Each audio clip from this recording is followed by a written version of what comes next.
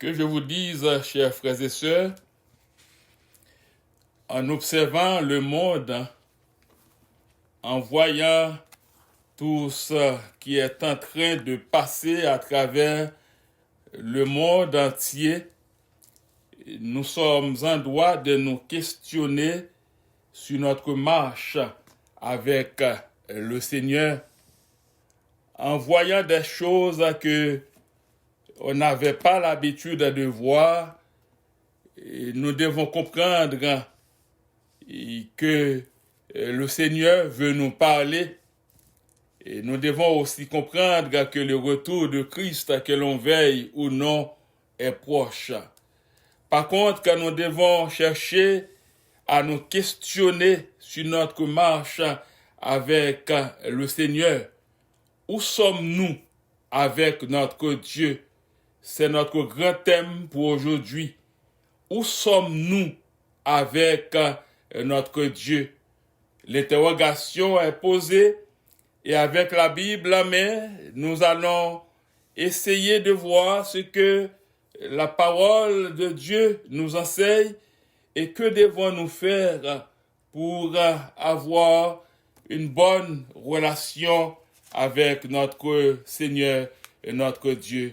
Je vous inviterai à regarder avec moi aujourd'hui la Bible, la parole de Dieu, dans l'épître de Paul aux Philippiens, chapitre 3, verset 8 et verset 9. Philippiens, chapitre 3, verset 8 et verset 9.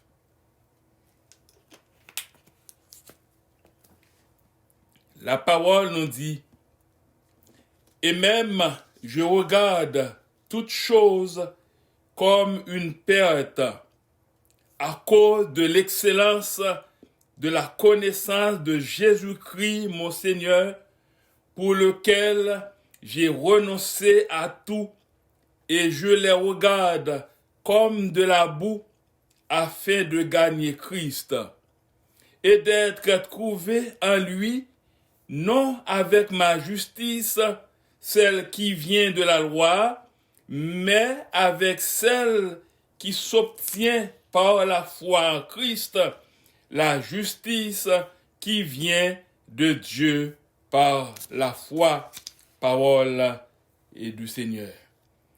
Où sommes-nous avec notre Dieu? À travers la Bible, chers frères et sœurs, nous pouvons constater que nous sommes en droit, de par notre position en Christ, de chercher à développer une pleine et entière relation avec notre Dieu. Et développer une pleine et entière relation avec notre Dieu, chers frères et sœurs, devrait être notre plus grande priorité en tant que chrétien, en tant que croyant, en tant qu'adepte, en tant que disciple de Christ.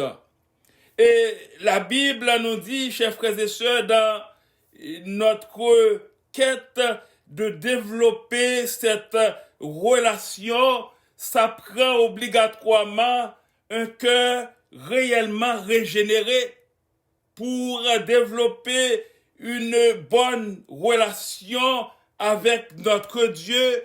Nous devons avoir un cœur régénéré, car la parole de Dieu nous dit, car seuls ceux qui sont en Christ aspirent à une telle dimension avec Dieu. Nous pouvons comprendre par là, chers frères et sœurs, que tout le monde qui est en Christ, que tout croyant, tout chrétien, t'a obligé de gagner un cœur régénéré, parce que c'est ça qui a aidé dans la quête d'une bonne relation avec Dieu. Nous devons comprendre aussi que dans cette vie, c'est ce que la Bible, la parole de Dieu nous dit, nous ne serons jamais aussi proches de Dieu que nous le devrions ou le voudrions à cause du péché qui demeure dans nos vies, cela veut dire à cause de notre nature pécheresse, la nature adamique, le vieil homme et la nature pécheresse.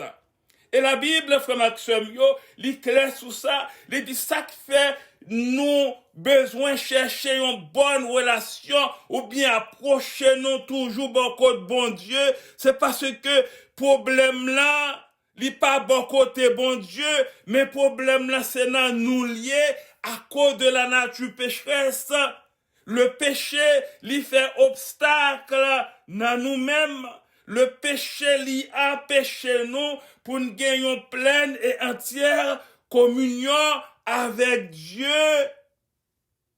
C'est ça, la parole nous dit. Puisque la nature pécheresse, lui servit comme étant un handicap qui débalance nous très souvent, cela veut dire faut toujours à travailler pour que relation ça est capable établie.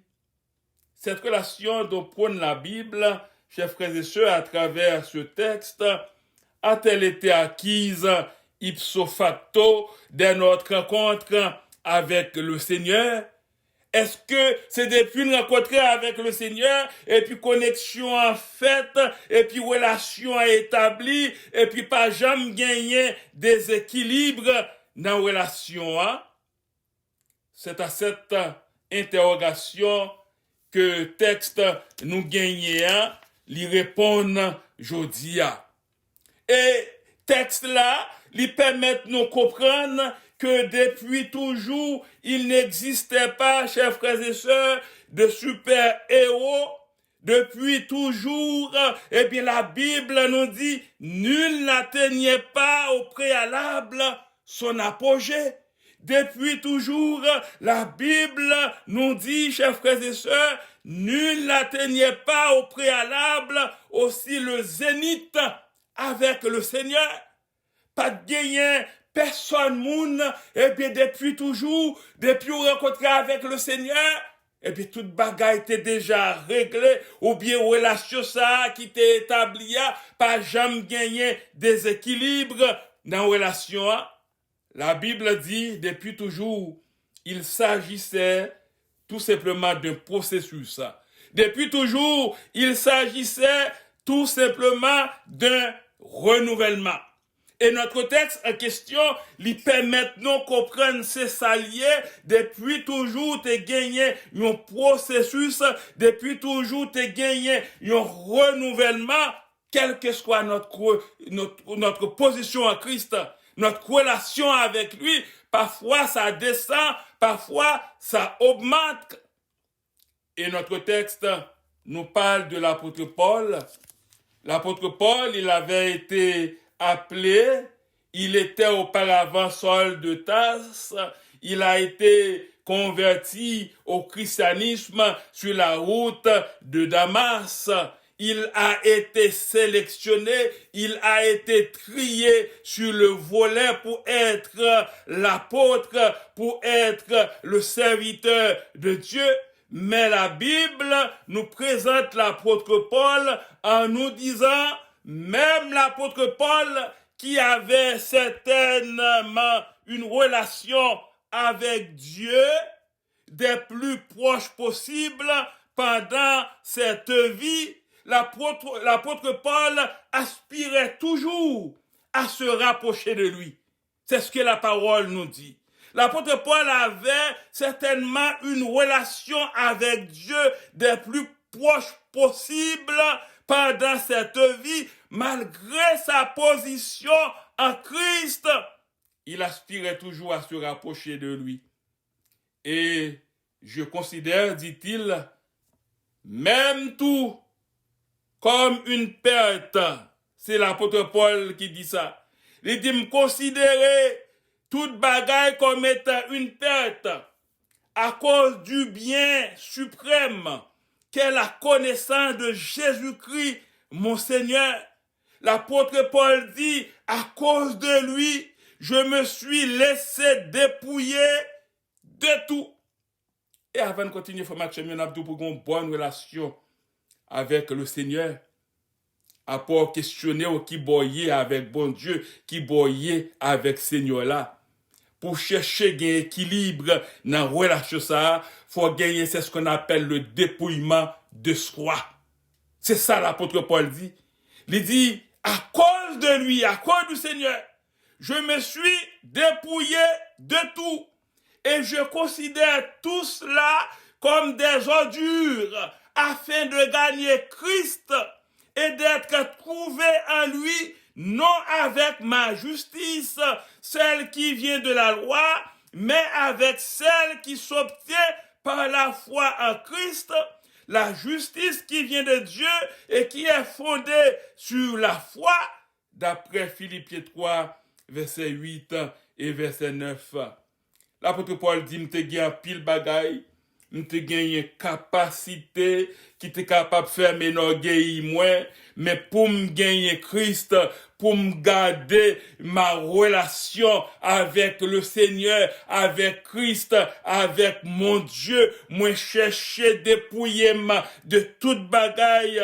Moi femme comme si moi pas rien parce que relation avec bon Dieu, l'important passer toute bagaille.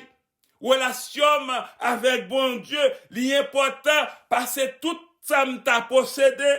Relation avec bon Dieu, l'important passer toute connaissance que m'ta gagné. Si m'pa gagne relation avec bon Dieu, bagaille ça yo pas servir rien. C'est ce que la parole veut nous enseigner aujourd'hui, chers frères et sœurs. Et la Bible nous dit, frère Maxime, peu importe où nous en sommes dans notre marche avec Christ, nous pouvons toujours nous rapprocher plus de lui. Quel que soit Jean voyé dans ma choix avec le Seigneur Jésus, ou qu'à chercher travail ou plus toujours, pour approcher plus toujours vers lui-même. On est des humains, parfois gagnés un peu de négligence en tout et partout. Nous qu'à venir plus près, bon Dieu, toujours. Mais pour nous venir plus près, bon Dieu, toujours, faut nous dépouiller de toute bagaille. Faut nous dépouiller nous du moi. Faut nous dépouiller nous de tout ça qui casse les têtes nous. Faut nous rester dans l'humilité en quelque sorte. La Bible, la parole de Dieu nous dit, chers frères et sœurs, après que nous finissons dépouiller nous de tout pour nous approcher nous auprès de notre Seigneur, notre Dieu, il dit, mais au ciel, quand nous serons glorifiés, nous aurons toute l'éternité encore pour grandir dans notre relation avec le Seigneur. Et la Bible, la parole de Dieu, dans le moment ça, frère Maxime, il y enseigne nous en nous disant qu'il est essentiel que nous nous rapprochions vers Dieu. C'est ce que la Bible dit. Elle dit lorsque nous approchons plus vers bon Dieu, c'est pas pour notre malheur, mais c'est pour notre bonheur. Comment mâchouiller avec le Seigneur, je dis à. Côtoyer avec bon Dieu, je dis à. Où sommes-nous avec notre Dieu, chers frères et sœurs? Il y a Blaise Pascal qui t'a parlé de la religion attrayant à Dieu. Blaise Pascal, il dit parole ça yo qui vraiment gagne sens, qui vrai. Blaise Pascal te reconnaître, la valeur et l'importance de Dieu, pour ses adeptes, moun k'ap servi bon Dieu, sous pas approcher vers bon Dieu au jour le jour, c'est pour malheur, c'est pas pour bonheur. Blaise Pascal dit parole ça yo que n'a cité, il dit misère de l'homme sans Dieu, félicité de l'homme avec Dieu. Est-ce que nous comprenons bien ça Blaise Pascal te dit, il dit misère de l'homme sans Dieu. Ça veut dire lorsque l'homme vit sans Dieu, l'homme vit dans la misère. Mais lorsque l'homme vit avec Dieu, c'est comme quoi tout paraît beau, tout paraît agréable pour l'homme. C'est ça que fait dit félicité de l'homme avec Dieu. Et nous avons conclu, Jean-Blaise Pascal te dit, c'est comme quoi il dit par la foi, l'homme peut en effet échapper à la sphère inconsistante qui est sienne et connaître la félicité. Frère Maximio, je ne sais pas comment vous vous comportez. Parfois, ça peut arriver que nous chantons par habitude. Ça peut arriver que nous adorons par habitude. Ça peut arriver que nous glorifions Dieu par habitude. Mais notre cœur n'est pas vraiment en Dieu. Notre cœur n'est pas régénéré. Mais nous vivons dans un temps où nous devons comprendre que Dieu est plus qu'important pour nous. Il est important, de chercher à établir ou bien à rétablir une parfaite relation avec notre Dieu. Parfois, quand nous éprouvons, nous nous posons certaines questions. Où est Dieu? Est-ce que Dieu est là? Oui. Tu dis, tu pries, mais tu vois pas Dieu, tu comprends pas Dieu, tu vois pas Dieu en train d'agir. Pourtant, Dieu est en train d'agir pour toi. Si bon Dieu pas agi pour vous, s'il pas agi pour nous, ça t'a pris mal encore. Il y a Francis Schaeffer, il parlait de Dieu dans un ouvrage que l'écrit. Et cet ouvrage a pour titre Dieu, ni silencieux, ni lointain. Et dans le moment ça fait Maximio, pendant que question ça a posé, où sommes-nous avec Dieu? Parfois ça peut arriver qu'on a totale confusion, mais on a dit avec la Bible en main que le Dieu que nous servons, le Dieu qui est toujours là pour nous, le Dieu qui nous accompagne, le Dieu qui nous délivre, le Dieu qui nous guérit, le Dieu qui a tout fait pour nous, il est là. Il n'est ni silencieux et il n'est ni lointain. Dieu est en train d'agir pour nous, chers frères et sœurs. Nous ne le voyons pas. Parfois, c'est comme quoi nous sommes tellement, en quelque sorte, nous laissons emporter par les problèmes de ce monde. Nous pensons que notre Dieu, il fait silence.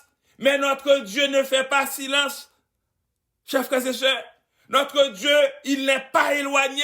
Notre Dieu, il est là auprès de nous. Notre Dieu, il est là pour nous.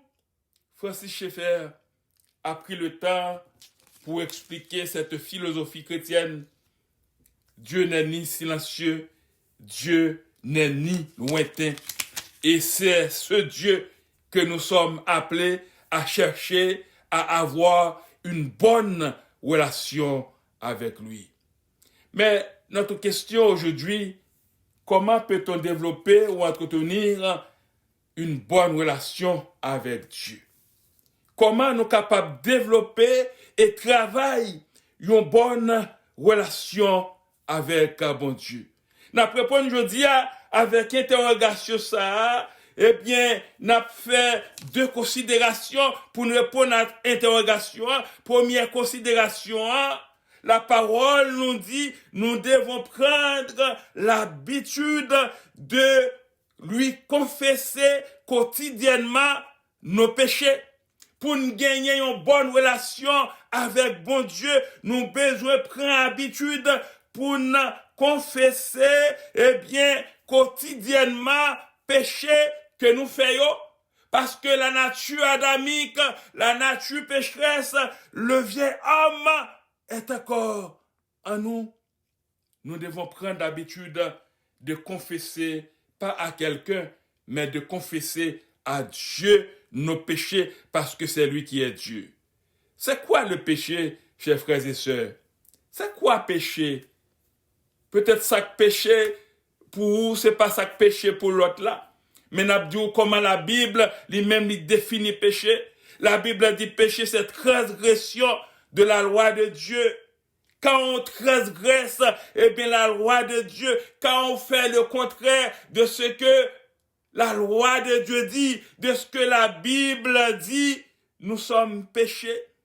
Et la Bible dit, car tous ont péché et sont privés de la gloire de Dieu. Romains 6, verset 23. Romains 3, verset 23. Et Romains 6, verset 23 dit, car le salaire du péché, c'est la mort, mais le don gratuit de Dieu, c'est la vie éternelle en Jésus-Christ, notre Seigneur. Qui n'a pas péché, chers frères et sœurs? C'est la question encore. Qui n'a pas péché? Parfois, notre orgueil nous permet de comprendre ce que nous faisons, puisque c'est nous-mêmes qui faisons, ce n'est pas un péché. Mais la Bible dit dans 1 Jean 5, verset 17, toute iniquité est un péché. Toute iniquité est un péché. Un mauvais jugement est un péché. Ou parler sans pas comprendre, c'est un péché. Et la Bible dit, il y a tel péché qui ne mène pas à la mort. Tout péché, c'est péché. Et autant que nous pas reconnaître péché et confesser avec bon Dieu et avec bon Dieu seul, la Bible dit, il n'y a tel péché qui ne mène pas à la mort. Et la parole de Dieu nous enseigne, chers frères et sœurs, que le péché entrave notre relation avec Dieu. C'est le péché qui nous empêche d'être en communion avec Dieu. Et pour que nous soyons en communion avec Dieu, ça prend la confession.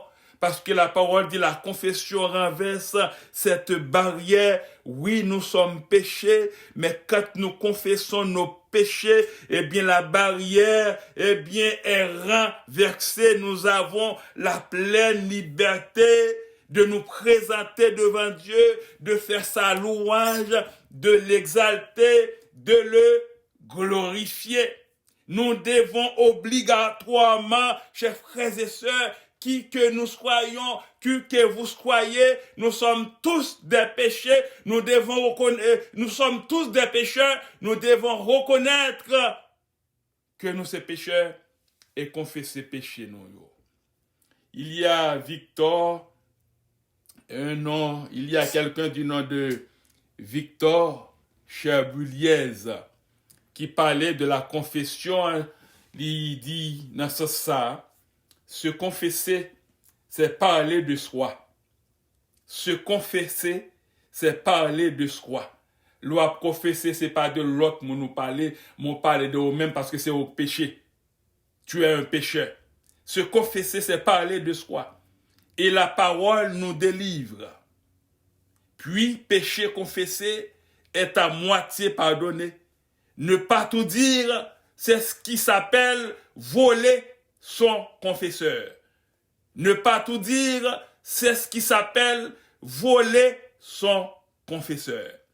Et il y a aussi Émile Michel qui parlait comme ça. Il dit le péché est l'expression religieuse du remords, le regret, son expression poétique.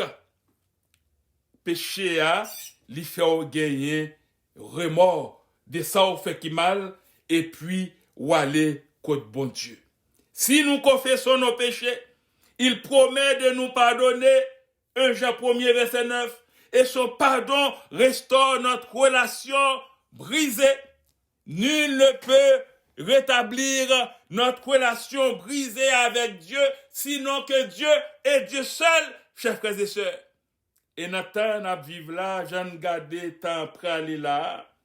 Il est très important que nous nous questionnons pour nous poser nos questions ça.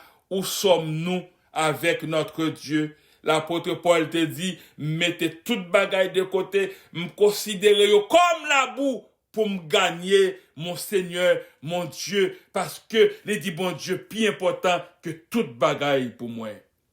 Nous devons, chers frères et sœurs, garder à l'esprit que la confession, c'est plus que tout simplement dire, Seigneur, pardon pour mon péché. C'est ça la confession. Tu dis, Seigneur, pardon pour mon péché. Nous disons, Seigneur, pardon pour nos péchés.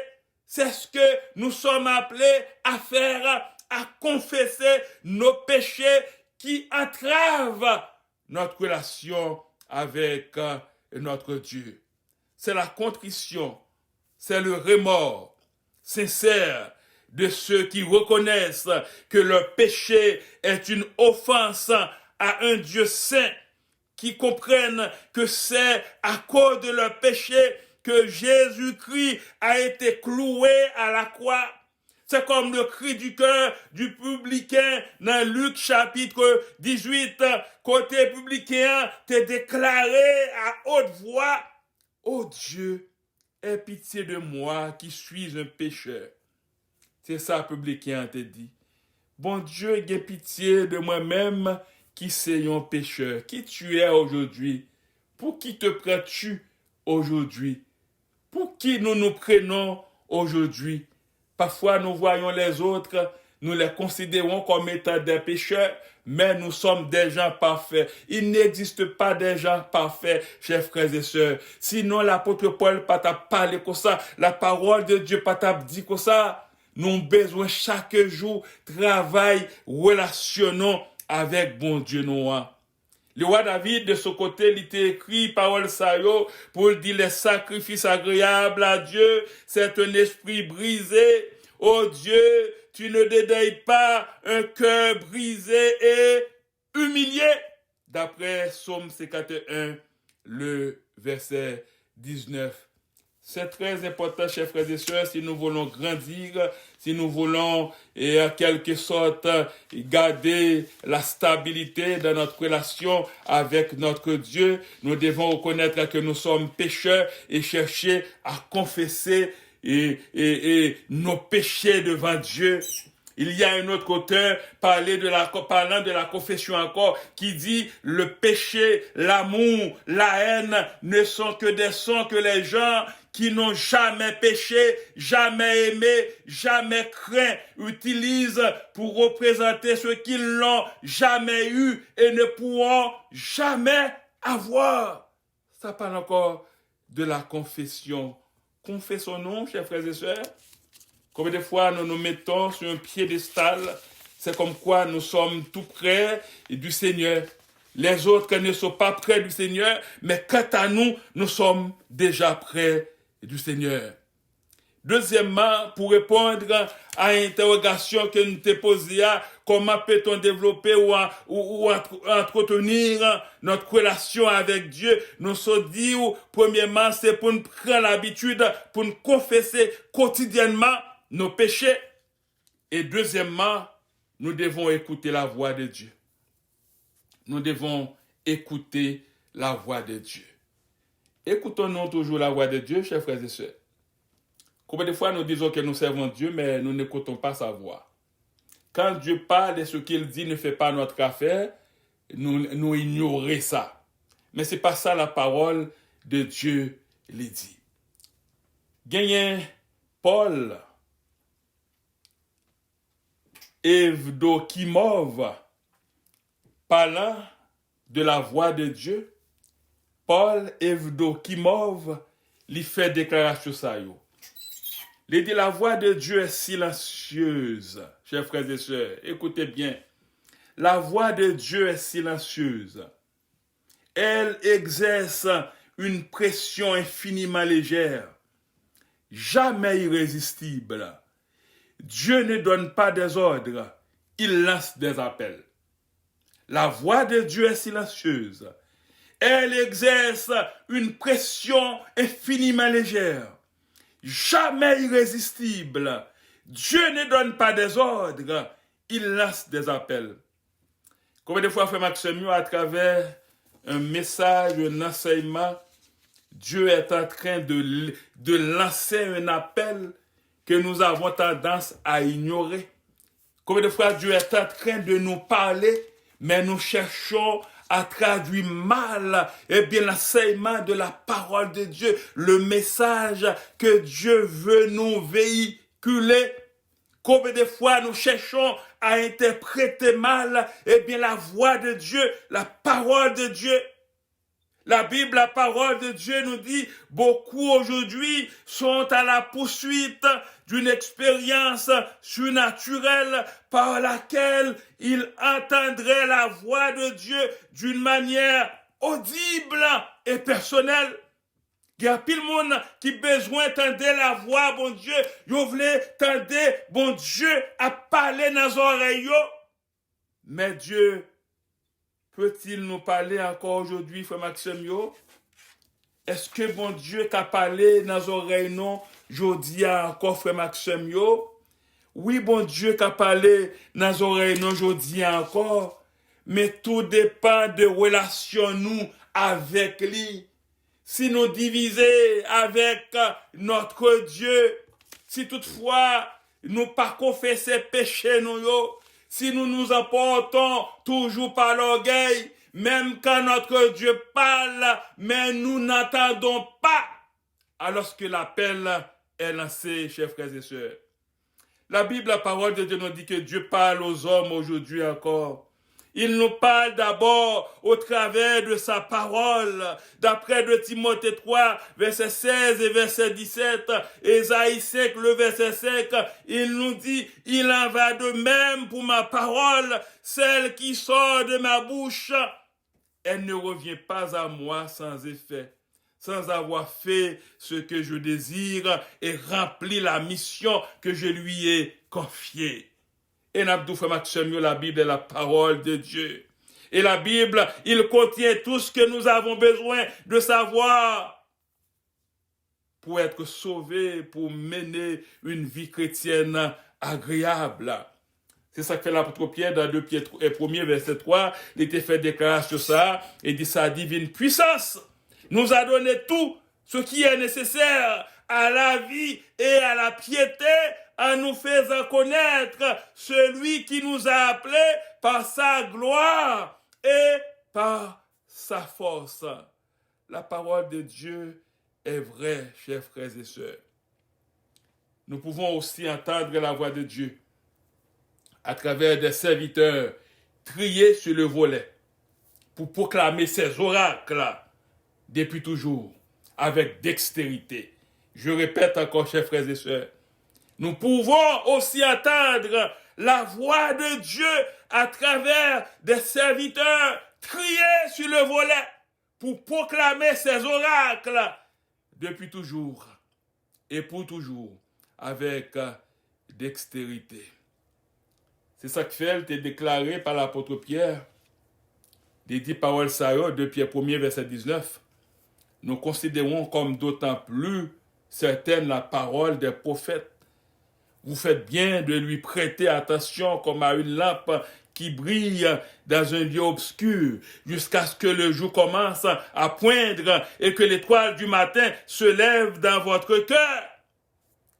La Bible, la parole de Dieu nous dit, cette parole des prophètes, c'est la Bible par laquelle nous entendons la voix de Dieu. Il n'existe pas de prophète aujourd'hui encore, mais Dieu a trié des serviteurs sur le volet et l'engagé pour proclamer parole avec dextérité. C'est par les Écritures inspirées que nous sommes formés, que nous sommes équipés pour toute œuvre bonne, d'après de Timothée 3, verset 16-17. Pour nous rapprocher de Dieu, chers frères et sœurs, nous devons donc lire régulièrement sa parole pour écouter sa voix nous parler par son esprit qui l'éclaire. Chers frères et sœurs, la parole de Dieu est claire. La parole de Dieu est oui. La parole de Dieu est véritable. Nous devons prendre le temps pour comprendre la parole de Dieu. La parole de Dieu nous dit, quand on entretient une bonne relation avec Dieu, lorsqu'on a cherché pour avoir une bonne relation avec Dieu, en tant que croyant, en tant qu'adepte de Christ, en tant qu'adepte du Seigneur, nous allons être toujours exposés, nous sommes toujours exposés en tout temps et lieu. La parole dit, tous ceux qui veulent vivre pieusement pour Christ seront persécutés. Autant que vous cherchez pour avoir une bonne relation avec le Seigneur, avec bon Dieu là, vous gagné des embûches qui dressent devant, qui là pour empêcher, pour dérouter, parce que diable n'a pas voulu pour chercher un équilibre dans la relation avec bon Dieu. L'apôtre Paul te dit dans Philippiens 1er verset 21, même si il y a un problème, même si il y a un embûche, pas de monde qui a empêché de chercher entrer dans bon Dieu, entrer dans bon Dieu, car Christ est ma vie et la mort m'est un gain. Quel que soit ça qui a privé là, quelle que soit la persécution de toutes sortes, moi je voulais établir relation, moi je voulais rester dans bon Dieu. Et nous pas terminer pour nous aujourd'hui à frère Maxime, même devant l'adversité, en aucun problème, et même devant l'adversité, chers frères et sœurs, quel que soit le problème qui paraît devant là, parfois ça peut être critique, parfois c'est critiquer pour décourager dans marche avec le Seigneur, parfois c'est incompréhension, parfois on est capable même martyriser par incompréhension, mais on a besoin de fixer le regard pour dire, ou choisir pour fixer les yeux sur bon Dieu là, quel que soit ça crivé là, ou pas abandonner bon Dieu. Même s'il y a une compréhension, même s'il y a une critique, même s'il y a toute bagaille qui est capable de déranger ou attaquer humain, mais rien, pas fort quitter bon Dieu là. Dans l'histoire de l'église, je parlais de Polycarpe qui était considéré comme étant un martyr. Polycarpe était né vers années 70 et il mourit brûlé vif. Il mourit, il brûlé tout vivant. Soit en 155 ou 167. Polycarpe était un disciple direct de l'apôtre Jean. Polycarpe, eh bien, il était accepté qu'il était martyrisé pour foi au christianisme parce qu'elle te dit le bon Dieu. Pas de monde qui a empêché de rester dans bon Dieu. Polycarpe te fait déclaration ça pour te kembe relation avec bon Dieu, pour te rester dans un équilibre dans relation avec bon Dieu. Polycarpe dit, il y a déjà 86 ans que je sais le Christ. Il ne m'a jamais fait aucun mal. Comment pourrais-je blasphémer mon roi et mon sauveur? C'est ça Polycarpe te dit. Ça fait 86 ans, m'a servi mon Dieu là, il pas jamais fait mal. Comment moi capable de faire blasphémer? Eh bien, roi là et sauveur là. Je ne sais pas qui sont dit aujourd'hui, si vous êtes à la place de Polycarpe, mais n'a dit si vous voulez avancer, si vous voulez rester une bonne relation avec le Seigneur, pas quitter problème, décourager, pas quitter tribulation, dérouter, mais fixez les yeux sur le Seigneur, sur bon Dieu là. On a terminé avec parole Sao, c'était des interrogations que l'apôtre Paul t'a posées. Il dit qui nous séparera d'après Romains 8, 35 au verset 39 de l'amour de Christ. Est-ce que c'est tribulation? Est-ce que c'est angoisse? Est-ce que c'est persécution ou la faim? Est-ce que c'est nudité ou le péril ou l'épée? L'apôtre Paul te répond à interrogation. Il dit selon qu'il est écrit. C'est à cause de toi qu'on nous met à mort tous les jours, qu'on nous regarde comme des brebis destinées à la boucherie. Mais dans toutes ces choses, nous sommes plus que vainqueurs par celui qui nous a aimés.